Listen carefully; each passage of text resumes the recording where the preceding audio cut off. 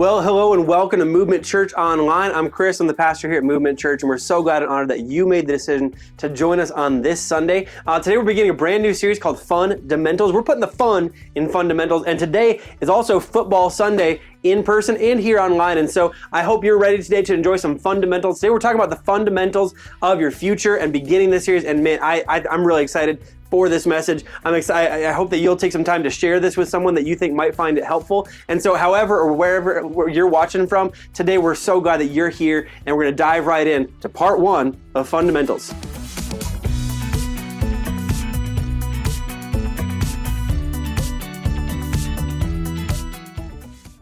Well, I get to start this sermon this way because this is Football Sunday in addition to the start of our series Fundamentals. In 1961, Green Bay Packers head coach Vince Lombardi began a new tradition in his third year as coach of the team. The year before, the Packers had been a good team. In fact, they had lost to the Philadelphia Eagles in the NFL championship game, as it was called back then, in heartbreaking fashion after giving up a fourth quarter lead, which unfortunately has become part of that Packers tradition as well. So in 1961, when the 38 players on the Packers roster returned for training camp, they expected to learn a more advanced version of what they had done the year before, expand the playbook, get more creative with the offense, more blitz packages with the defense, I would imagine, all the expectations you have when you already do something pretty well. Instead, Vince Lombardi stood up in the first meeting with the team that year, and he said this thing that has become, if you're a football fan, this is pretty legendary. This is pretty well known. You might be able to finish this with me. Gentlemen, this is a football. Gentlemen, this is a football. Now, Max McGee, who would go on years later to actually score the very first touchdown in the first ever Super Bowl, he responded with, "Whoa, coach, slow down. I can't keep up." But Vince Lombardi went on, "This is a football." And he proceeded to tell the team to turn to page 1 in their playbooks because the focus of this training camp was not going to be expanding the playbook or working on extra details. The focus of this training camp and every training camp for the rest of his coaching career was going to be spent on mastering the fundamentals of the game, and each player mastering the fundamentals of their position. This is a football. This is how we block. This is how we tackle. This is a proper stance. This is a proper stance as a wide receiver. This is a proper stance as a lineman, as a defensive lineman. This is the form we tackle with. This is football. This training camp actually began one of the most remarkable runs in NFL coaching history. In total, Lombardi won 5 NFL championships in the next 7 years, including 3 in a row at one point. He never coached a team with a losing record, and he never lost again in the playoffs. He won the first two official Super Bowls, and and the NFL eventually decided to name the Super Bowl trophy after him. This is a football. Now, today, as we begin this series, Fundamentals, the idea that Vince Lombardi leaned into is an important one for us to understand. Every important area of our lives has some underlying fundamentals that make or break what we experience in that area of our lives.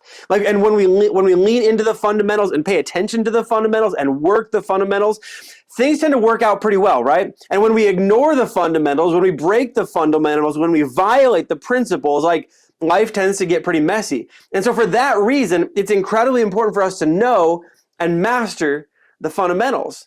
However, there's a reason we don't pay attention to the fundamentals. There's a reason we ignore the fundamentals. There's a reason we, do other things other than pay attention to the fundamentals. And today, as we begin, I kind of want to unpack that because this helps us understand why we may ignore or violate or just completely not pay attention to the principles and the fundamentals of life that make life work. And the first argument that I think we have is that we think life is complex.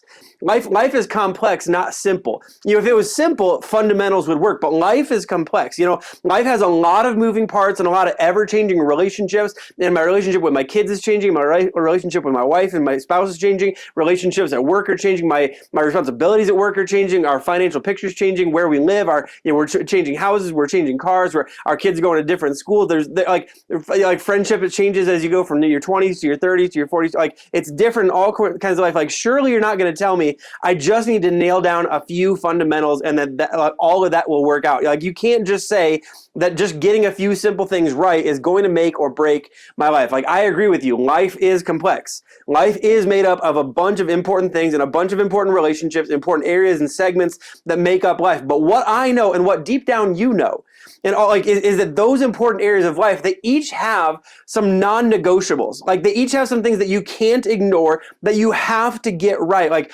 friendships have some bare minimum requirements to be a good friend and have a healthy friendship. Family relationships have some things that if you don't do these, healthy family relationships are almost impossible. Money has some underlying principles that if you ignore them, it becomes virtually impossible to build a solid financial foundation for you and for those that you love. The most important areas of our lives, they all have some fundamentals that if you ignore them, your life and your relationships and your finances, they don't just stay complex, they actually get more complex and more complicated, more broken, and more difficult to figure out what your next step should be. So life is complex, but all of those different moving parts of life, every single one of those, the important areas of life, they all have some non-negotiables, some things that we just have to get right. And so we're going to pay attention to those things that we have to get right, because that actually leans into the second thing that keeps us from getting from the fundamentals. It's the simple idea that, well, I already messed up the fundamentals. I already messed up the fundamentals. I ignored the fundamentals for too long, and it's gotten so weird and so dysfunctional.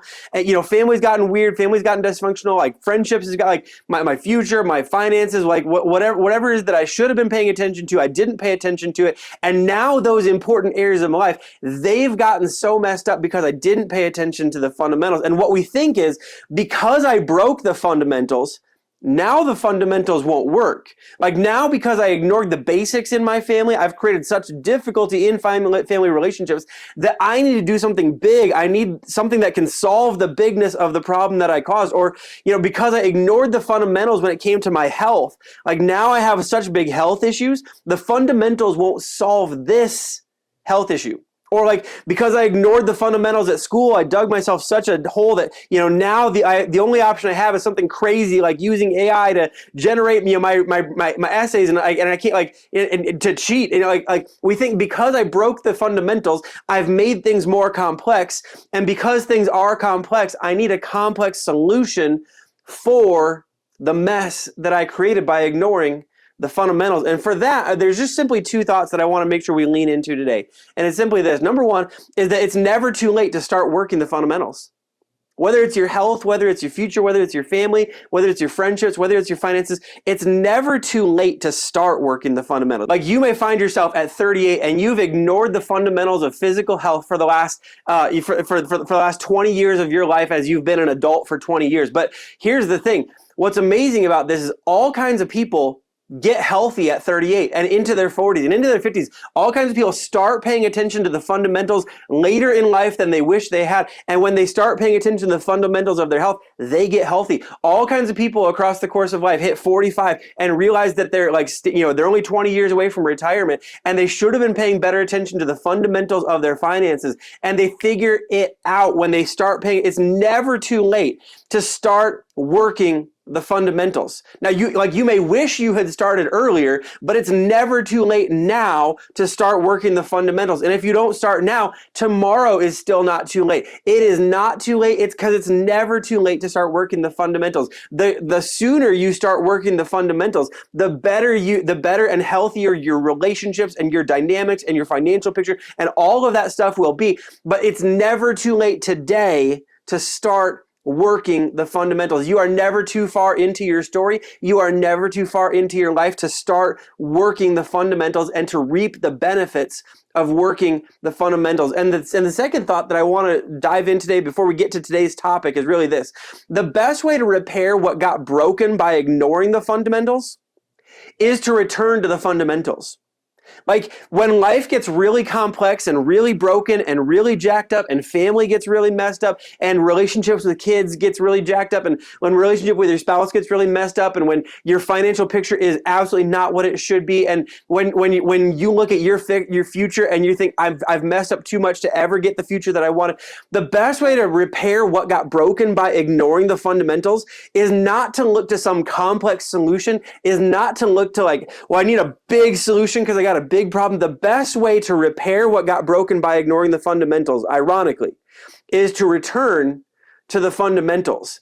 And what you'll find there is that when you return to the fundamentals, it may not be a quick fix. It may not be an easy fix. It may not be a snap your fingers and I did this once and now it's done. But what you will find by returning to the fundamentals and paying attention to the fundamentals and working the fundamentals is that as you work those things over time, you will build health in your family. You will build health in your finances. You will build health in your future. You will build health in some things that have not had health for a long time. And it begins by returning to the fundamentals. So for the next few weeks, we're going to lean into the fundamentals in the most important areas of our lives to make sure that if these things are make or break things, we don't break ourselves by ignoring and violating the fundamentals in these incredibly important areas. So we're going to talk about our faith.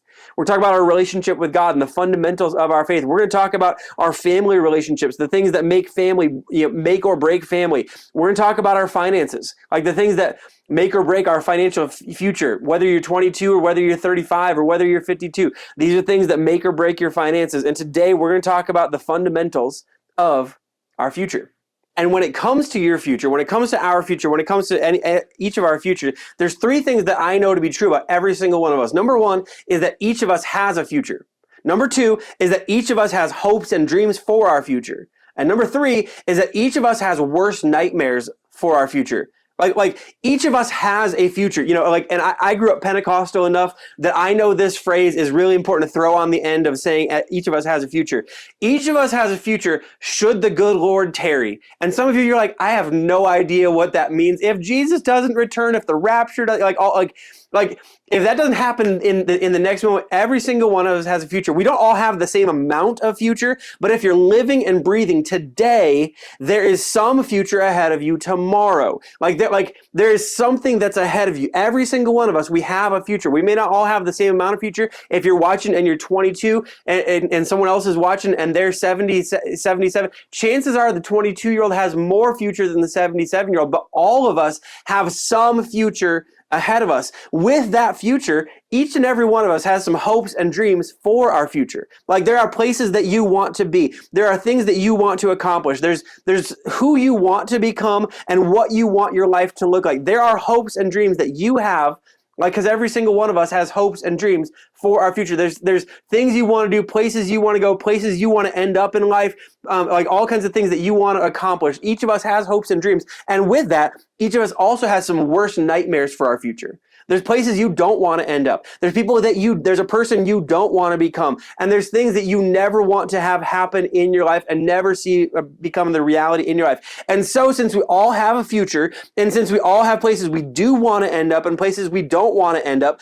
people we do want to be and people we don't want to become, and things we want to see and things we don't want to see, today we're going to talk about the fundamentals when it comes to our future. So if you want to get the future right, or at the very least not get the future wrong, today I've got three fundamental building blocks for you and your future, for you when it comes to your future. Three things that if you don't get these right, I feel like chances are pretty good that you'll get your future wrong. And so because I want to help you avoid getting your future wrong, and I want you to get your future right, the first thing that I want to make sure that all of us do, the first building block, the first fundamental of our future, is to simply understand that when it comes to our future, we've got to trust God.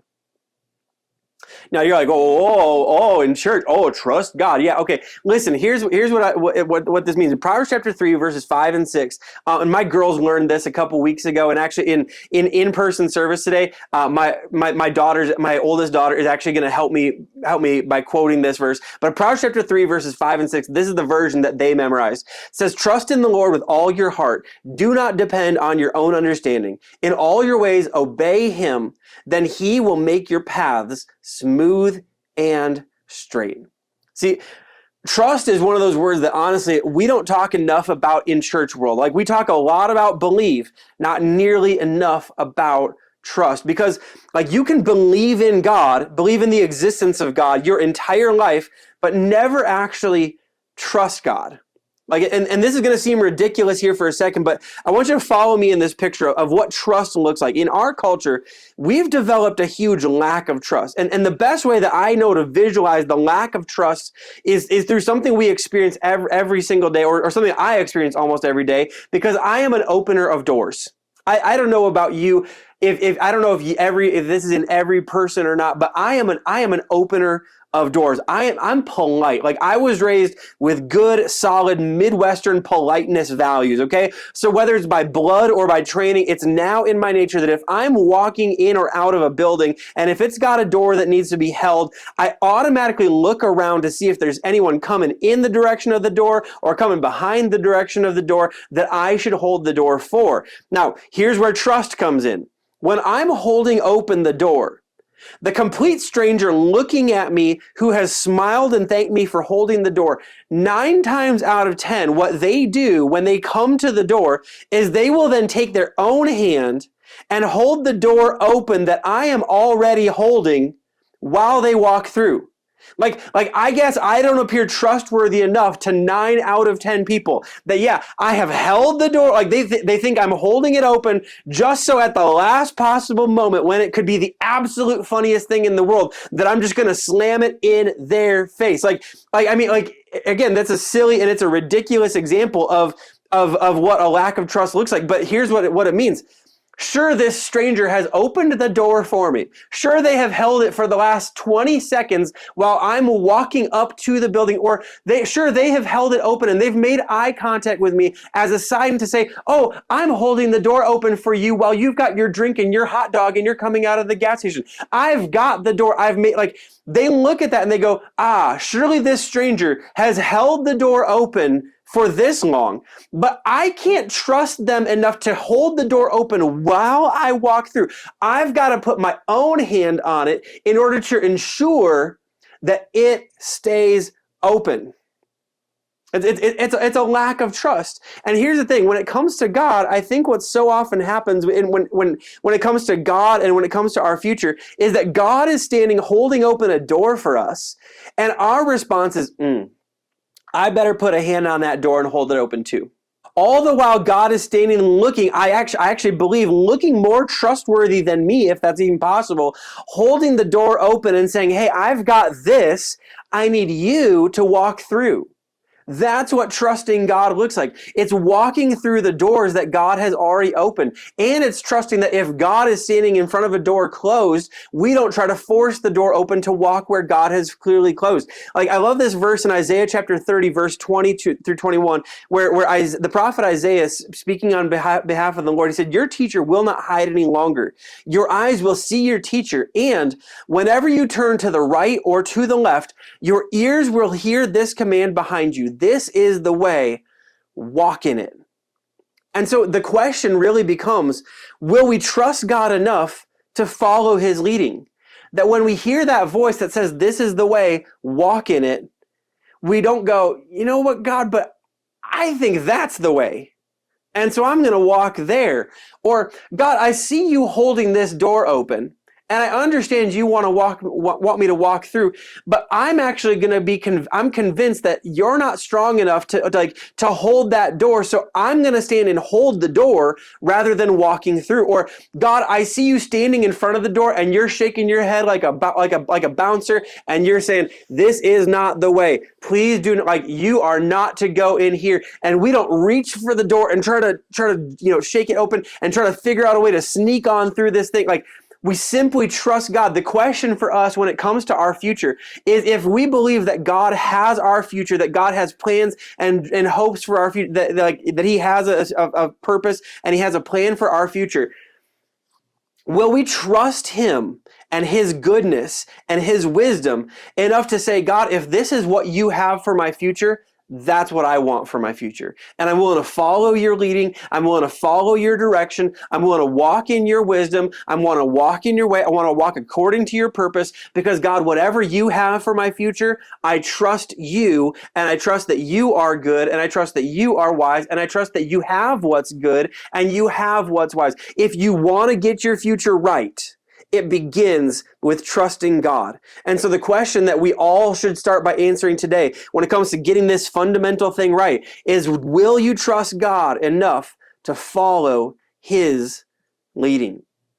The second fundamental when it comes to our future is simply this, is that we've got to make the decision to be wise in relationships.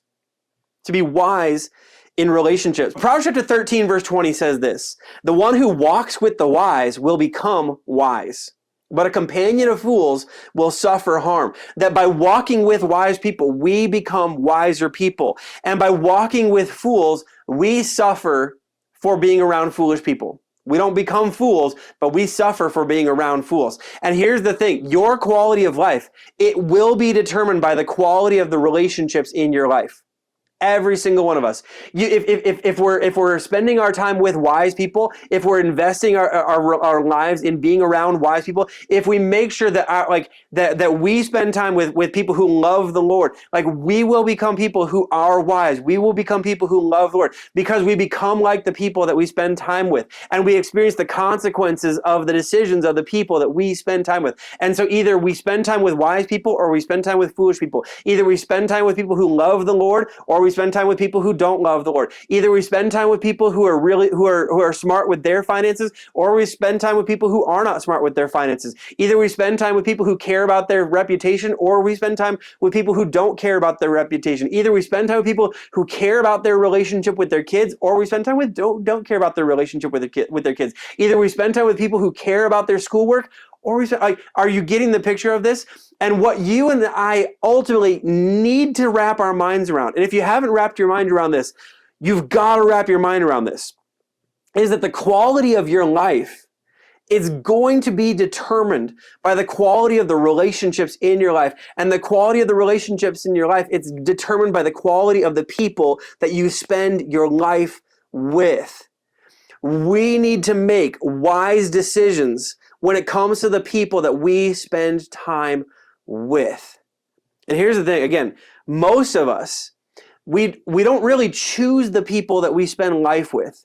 We kind of just accidentally end up spending time with people, whether it's because of work or it's because of what our kids are involved in. We kind of accidentally walk into relationships. But at the end of the day, if we want to be wise in relationships, we cannot live life accidentally. We have to choose life intentionally. And in the area of our relationships, it's so easy to live life accidentally, to live life incidentally, and go like, well, this is just who we were around. This is what our kids were involved in. This is blah, blah, blah, blah. And so these are the people that became involved in our lives. Instead, what if we actually choose the people in our lives? Choose who has the most influence. Choose who gets the most of our time. Choose that just our kids' schedule doesn't determine who we're going to be in a relationship with. That we want to make sure that we're investing, that we're choosing wisely when it comes to the people that we spend life and build life with and allow to have influence in and on our lives. If you want to get your future right, if you want your quality of life to be high in the future, you've got to make sure that the people that you're spending life with now will help build the quality of life that you want down the road. And if they're not wise with their finances, if they're not wise with their relationships, if they're not wise with their reputation, if they're not wise with how they spend their time, if they're not careful to pay attention to the things that matter, if they're not paying attention to the fundamentals in their own life, I promise you, they will not help you build the fundamentals in your life. And if they're not careful with all those other things, they will not be careful with yours, and they will actually serve to undermine the quality of your life. And this is one of those things, I promise, I know it sounds like a judgmental thing to say, but you can't have relationship with everyone. You need to choose relationship with people who will help you build the life that you want to build, because we become like the people we spend time with, because the quality of our lives is determined by the quality of the relationships in our lives. So you've got to be wise when it comes to your relationships. And the third thing that helps us, really build the future that we want, and the third fundamental of our future, and this is going to sound a little bit blunt, but I didn't have a better way to say this. I actually sent this to our kids pastor, Devin League, and I said, like, hey, I feel like this sounds almost too blunt, but I also kind of like this, but is there a kinder way to say this? And he said, no, I actually really like the bluntness of this because it kind of removes all the wiggle room. So I'm just going to let you know, me and Pastor Devin, we decided we're going to say this. The third foundation, or the third fundamental of our future, is simply this: don't do anything knowingly stupid.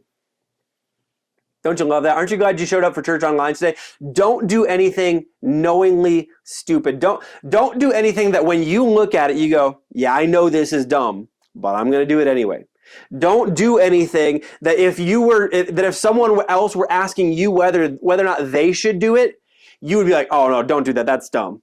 If you know it would be dumb for someone else, chances are it'd be dumb for you. If you were looking at someone else in your shoes, if you could actually remove yourself and the emotion from the situation, and you could look at it and go, oh, that's stupid. They should never do that. You should never do that. Proverbs chapter 14, verse 12 says this. It says, there's a way that seems right to a person, but its end is the way to death. It seems right, but it isn't right. So why does it seem right? It seems right because we get so emotionally attached to who or what is at the end of the path that we forget to evaluate what else is on the path. I want that. I want them. I want them in my life. I want that. I'm going to chase this career goal. I'm going to chase this financial goal. I want a bigger car, a bigger house. I want a speedier car. I want a newer car. I want a bigger TV. I want this. I want this. I want this. I want what that is so badly that I'm just going to get on the path towards that. And we fail to evaluate what else might be included on that path. Or it seems right because we get so emotionally attached to who or what is at the end of the path that we forget to evaluate where that path is taking us. Like, it's a person, and I want that person to be involved in my life so badly that I forget that that person and that path is actually leading me to a place. And so it seems right because I want that, I want them, I want this. But we forget that this and that and them has a direction, has a path, has a destination, has a place that we end up. And I just think for some of us, we need to understand that the best way to mess up your life is to know something is dumb and choose to do it anyway.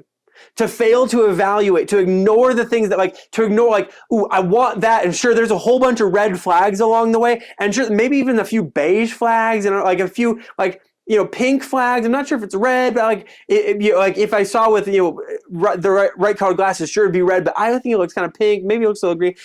But the best way to mess up your life is to know that something is dumb, to know there's red flags, to know there's red flags in that relationship, and choose to do that and choose to pursue that relationship anyway. To know that there's red flags with the company that you're thinking about going to work for, and still going to work for them. To know that there's red flags with the financial plan that you're picking, and still pick that financial plan. To know there's red flags when it comes to the way that you're approaching school or work, and just simply go like, I know there's red flags, but this just it's what I want, and I think this is the only way to get what I want.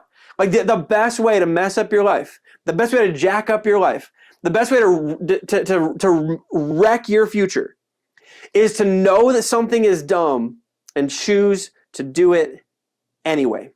Now, again, I think for most of us, we don't think this way. We're really good at seeing this in the lives of other people. We're really bad at seeing when we are doing this. And I'm going to be honest. I think we're not as bad as we want to say. I think when we get to the end of these decisions, more often than not, we look back and we say things like, I never saw this coming. I never saw this coming. And I think more often we really need to be willing to look at ourselves and go, you know what? I did see it coming. I actually did see that red flag. I ignored it. I pushed all those concerns to the side. I had 3 different people have conversations and say, "Are you sure that's a good idea?" And I went, "Oh yeah." And now after I face the consequences of that bad decision, I want to act like I didn't see it. I want to act like no one said anything. But we need to be honest. People said something, and we saw the things, and we chose to pursue it anyway. And the fundamental principle of your future, the third fundamental principle of getting the future right, is don't do anything knowingly stupid. Here's the thing. Let me give you a few examples of what this can look like. If you find yourself lying to people that you love so that they won't be aware of the choices that you're making, you already know what you're doing is something that you shouldn't be doing. You're trying to hide it. You're trying to keep it away from people that you love. You're trying to avoid a difficult conversation because you know the difficult conversation would be aimed at the thing that you want to do, even though you know it's wrong. If you're doing that, let me just be very blunt. That's something that you already know is stupid, and you're choosing to do something that you know is stupid, that you know is wrong, that you know is dumb, that you know is inappropriate. If you find yourself repeatedly identifying new ways to justify your decision, chances are there's something happening at the level of your conscience that won't let you rest with the decision that you're trying to justify. Here's another reason this is a good idea.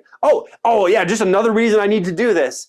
See, here's another reason my schedule is and I need to, find some ways to work around. Like, here's another, see, that's just another reason that this is like, I'm telling you, if you find yourself over and over and over again saying, see, here's another reason, it means you're audibly having to justify to the thing to the bells that are going off in your conscience.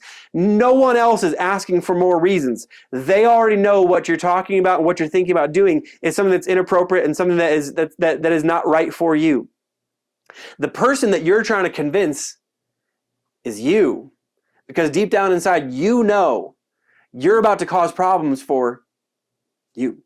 Let me give you one more.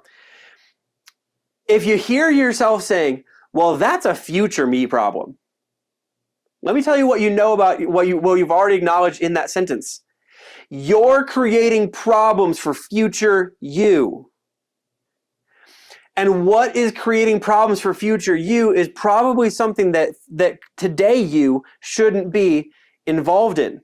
And so if you hear like those should be, like, in case you missed the red flags, those should be big, huge blaring sirens that let you know this is not the path. This is not the way. Do not walk this road, because the best way to wreck your life is to do something that you know is wrong in the first place, something that you know is inappropriate in the first place, something that you know is going to destroy your future in the first place.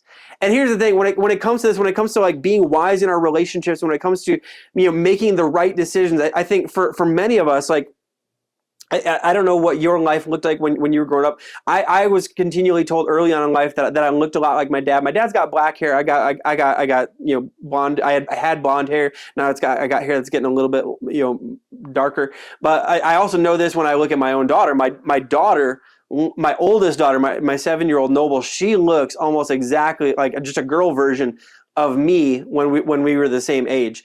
And I think so often when we come into life, we're told, like, man, you look like your dad. You look like your parent. You look just like your mom. I see so much of your parents in you. I see so much of that. Like, and we come into this world looking like our parents. But as we live life, our life no longer looks like our parents. As you go through life, you don't look like your dad. You don't look like your mom. You don't look like your parents. As you live life, you look like your choices. Like, some of your life is decided by genetics and things that are hardwired into you. Some of your life, a very small part of your life, is decided by genetics and things that are hardwired into you.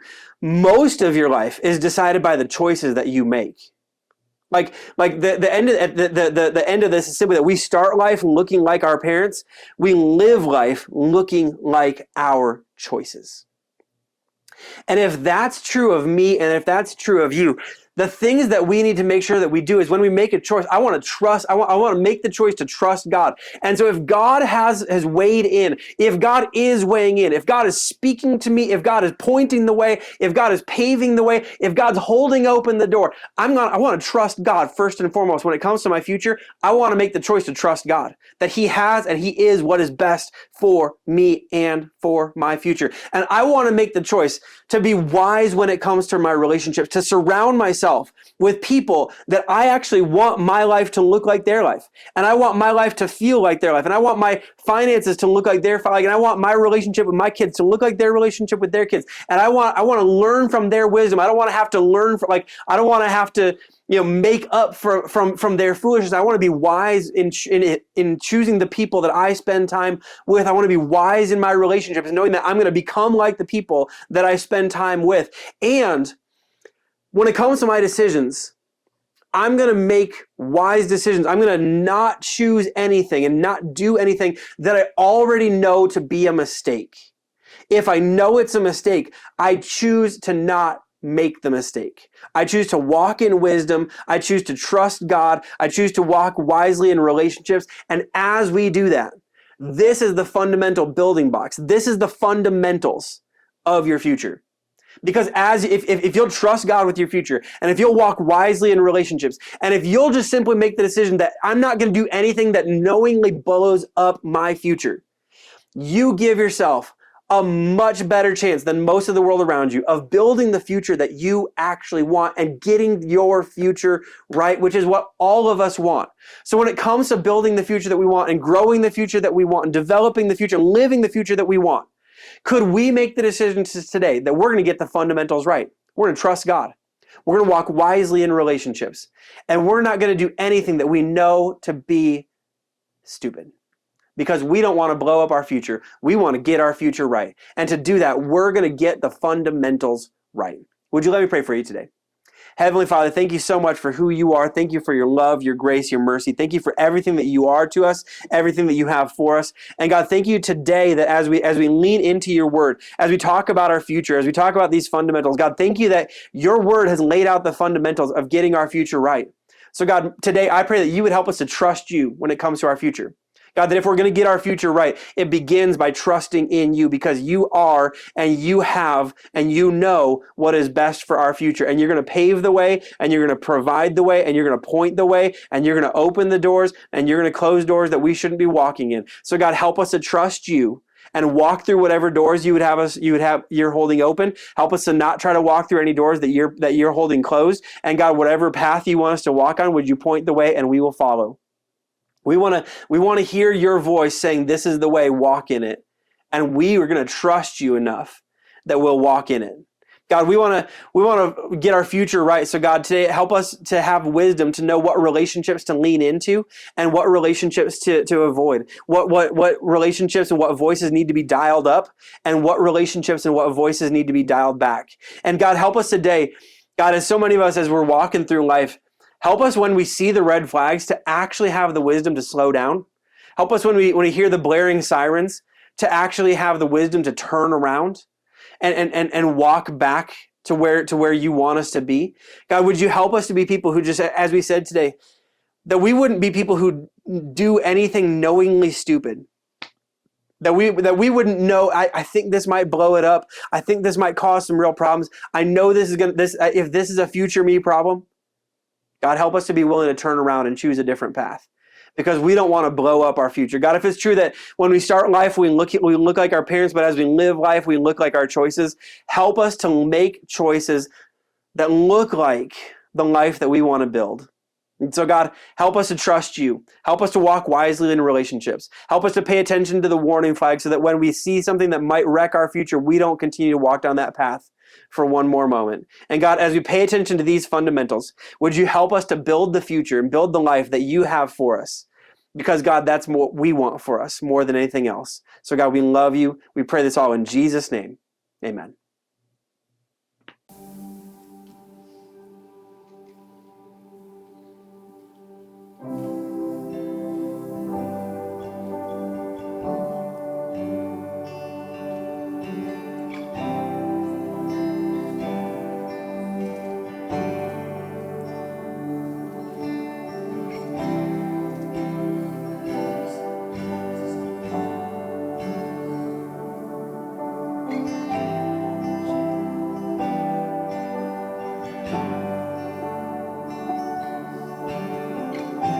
The universe declares His greatness, and generations know His name, and all creation echoes of this place. How worthy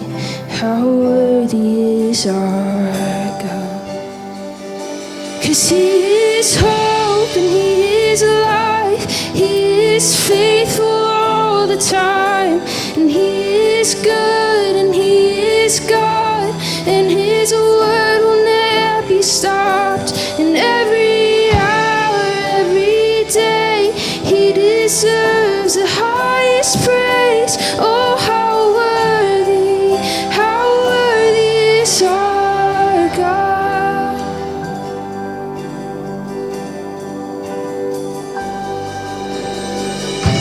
And all our words still fail to capture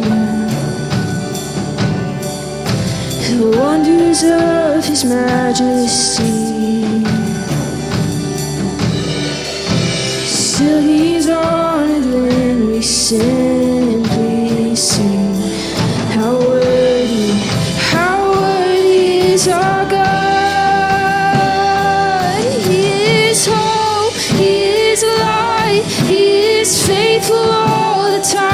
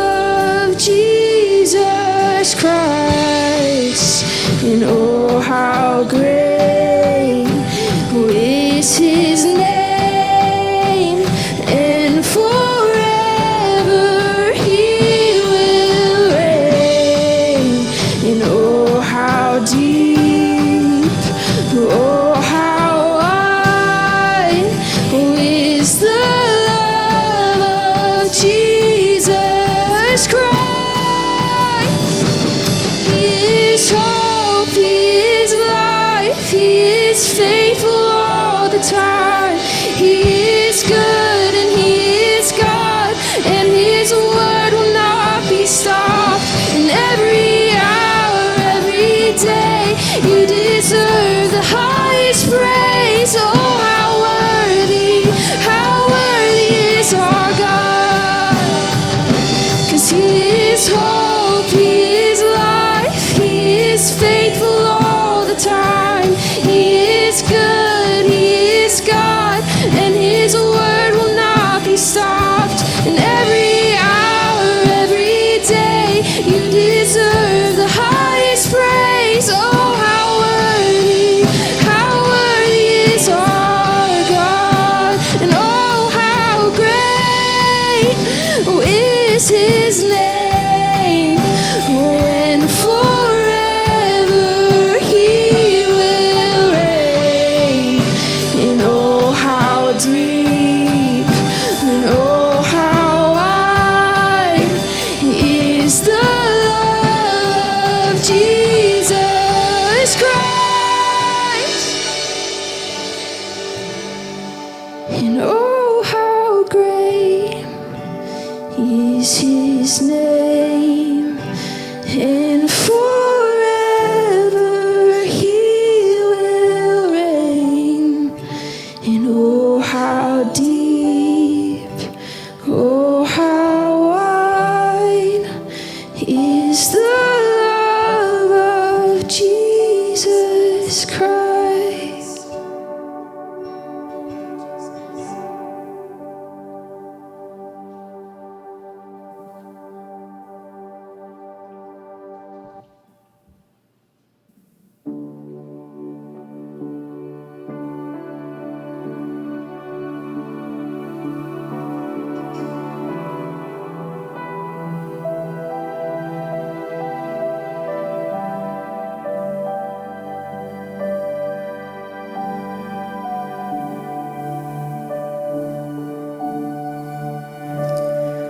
I still remember the turtles from heaven. It changed me forever. One prayer was enough. With fear and with trembling, through tears and repenting, I'll never forget it, the mercy of God. And I won't take it for granted, no, I just can't understand it, but I'm still undone.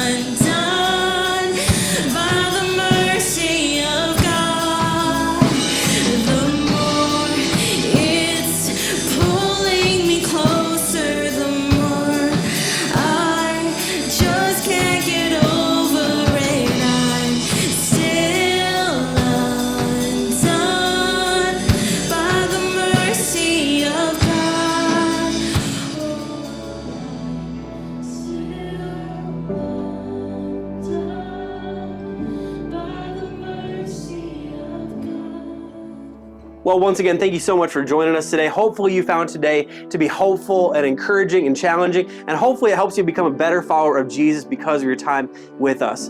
Today, as we close, we got just a few things we wanted to let you know, some ways to engage with our church beyond this weekend service. First of all, we wanted to let you know about the ways that you can give. If you want to become a giver, or if you are a giver, we just simply want to make sure that you know the ways that you can give. You can give either online at our website, www.mvmnt.church/give. You can give with our Cash App, which is $Movement LC, or you can give by sending a physical cash or check offering to our P.O. Box that's listed on screen right now. But however, wherever you give from, however, whenever you give, thank you so much for your generosity. It makes so much ministry possible in and through our church, and continues to help our mission to keep creating environments that help people take a step in their relationship with Jesus Christ. And so thank you so much for your generosity. We also wanted to let you know, if you have a need today, we would love to hear from you, so we know how we can be the church for you in your time of need. If there's a way we can pray for you, a way we can pastor you and be there with you, or if there's a way we can partner with you in meeting that need, we would love to hear from you, so we know how we can be the church for you in your time of need. So please reach out by phone, by Facebook, or email, and those are on screen right now, so that you can let us know how we can be the church for you and with you in your time of need. And that's all we've got for you today. I look forward to seeing you next week for part 2 of Fun-damentals, either in person or online. And until then, I hope you have a great week, and I hope you'll keep being the movement.